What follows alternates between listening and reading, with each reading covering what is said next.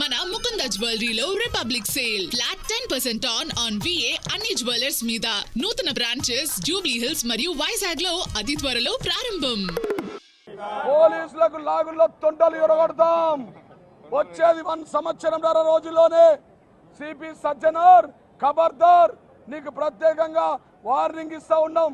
నువ్వు ఏం పిక్కుంటో పిక్కో, మా బాసుని కానీ నా బొచ్చే పిక్కోలేవు. నువ్వు నా మీద 2023లో నువ్వు కేసు పెట్టినప్పుడు ఇవాళ మా బాసుని ఏం పిక్తారో నాయన. నా వెంటనే కూడా దిగలేడు. నేను ఏదో అని చెప్పి మర్యాదగా ఉన్నాం.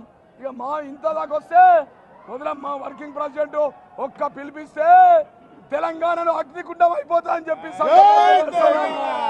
ప్రజాస్వామ్యంలో చరిత్రలో ఎప్పుడు లేని విధంగా, ఏ ముఖ్యమంత్రికి జరగని విధంగా ఇంటికి పోయి నోటీసులు అంటేస్తారా సిపి సజ్జనార్? పోలీసులంతా పింక్ బుక్లో ఎక్కుతా ఉన్నది. ఇంకా ఏడాదిన్నరనే. ఏ పొక్కలో ఉన్నా, రిటైర్ అయినా, నువ్వు కర్ణాటక పోయినా నిన్ను పట్టుకొస్తాం. సిపి సజ్జనార్, నువ్వు కర్ణాటక పోయినా, పూణే మీకున్న హాస్పిటల్లో పోయి ఉన్నా కానీ ఏ పొక్కలున్నా నిన్ను పట్టుకొస్తాం. కేసీఆర్కి నోటీసులు ఇచ్చేంత పెద్దోడు అయినవా నువ్వు? అసలు ఆయనకు సంబంధమే ఉండదు. పోలీసులో హోమ్ సెక్రటరీ కనసాయిగల్లో ఇంటెలిజెన్స్ ఐజీ గారు పంపిన నివేదిక మేరకు పోలీస్ డిపార్ట్మెంట్లో ఫోన్ ట్యాపింగ్ అనేది కొత్త కాదది. నక్సలైట్లను, తీవ్రవాదులను, ఉద్యమకారులను అణిచివేయడానికి వాడే టూల్ అది.